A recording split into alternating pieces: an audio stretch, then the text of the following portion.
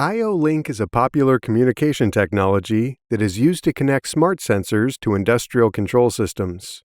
IFM is a founding member of the IO-Link Consortium and is a leading manufacturer of innovative IO-Link hardware that is used in many different industries. In this video, I'll show you how to integrate an IFM IO-Link distance sensor into a Logix 5000 control system using an IFM IO-Link master. IFM provide a startup package that contains everything you need to integrate IFM IO-Link devices with Allen Bradley control systems.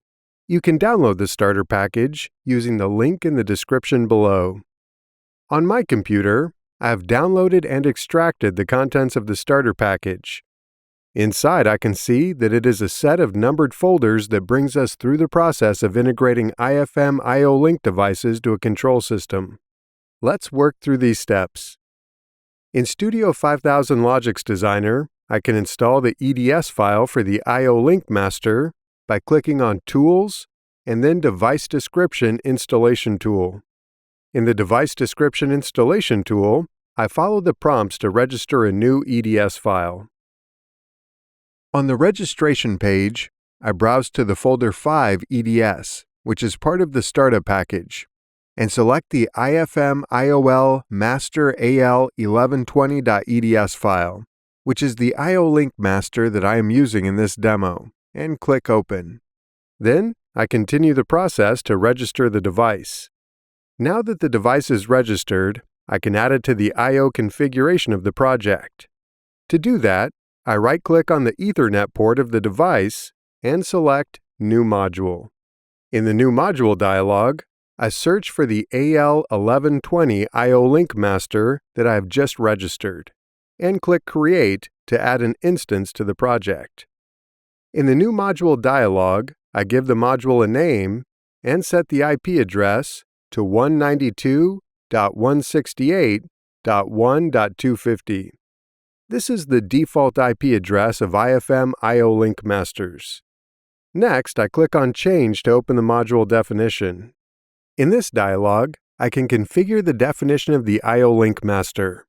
In the name column, I verify that exclusive owner IO ASIC diag is selected. Then, I change the size units from SINT to INT and verify that the size is correct. For a 4-port IO-Link master, which is what I'm using in this example, the input size should be 123, and the output size should be 87. For an 8-port IO-Link master, the input size should be 223, and the output size should be 151. Now that the module is configured, I click OK to close the module definition dialog and select Yes in the warning dialog. Then I click OK to close the New Module dialog, and finally, I click Close to close the Select Module Type dialog. Now, we are ready to write the logic to retrieve data from the distance sensor. Before we continue, a quick shout-out to today's sponsor, RealPAR's Custom Live Training. We offer live instructor-led online classes that can be customized for your team based on the equipment you have on site. This is a great option for your technical team because it saves on travel costs and doesn't pull your people away from the factory floor for days. If you need custom live training on a topic like PLC programming, troubleshooting, or sensor configuration, click the link in the description. Fill out the form to see if this is a good fit for you. Now, back to the video. The easiest way to communicate with an IFM IO-Link device is to use the add-on instructions that have been deployed by IFM. To do that, I expand the Assets folder of the project. Right-click on the Add-on Instruction folder and select Import Add-on Instruction. In the Import Add-on Instruction dialog that opens, I browse to the folder 3, Add-on Instructions, which is part of the startup package. In this folder, I select 1 IFM Devices and browse to the O5D_OIDXXX folder. This folder contains the add-on instruction for the O5D150 distance sensor that I'm using in this demo. In this folder, I select the 4-port add-on instruction since my IO-Link master has 4 ports, and click Open to import the add-on instruction. In the Import Configuration dialog, I click OK to finalize the import, and the add-on instruction is now available in the Assets folder of the project.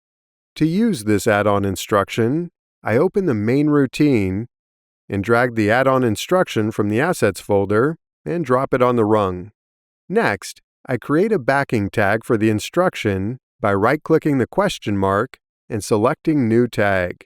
In the New Tag dialog, I give the tag a name and click Create. Now, I can parameterize the instruction by adding a reference to the PLC input area and configuring the port number as shown here. In this case, the sensor is connected to the first port of my IO-Link master, so I set the port number to 1. Now we are ready to download and test the project. In Studio 5000 Logix Designer, I click the RS Who button to open the Who Active dialog.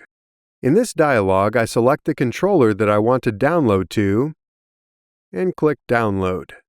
In the Download dialog, I click Download to confirm that I want to download to the PLC.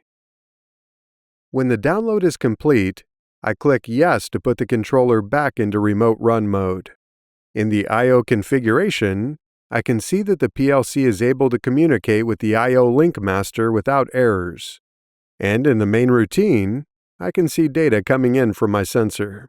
If you want to learn more about IO-Link, check out our course, IO-Link Essentials, Accelerating Towards Industry 4.0, which is linked in the description below.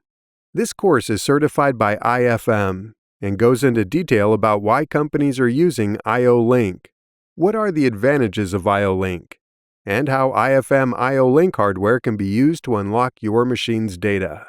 In this video, you saw how you can integrate IFM IO-Link hardware into an Allen Bradley control system.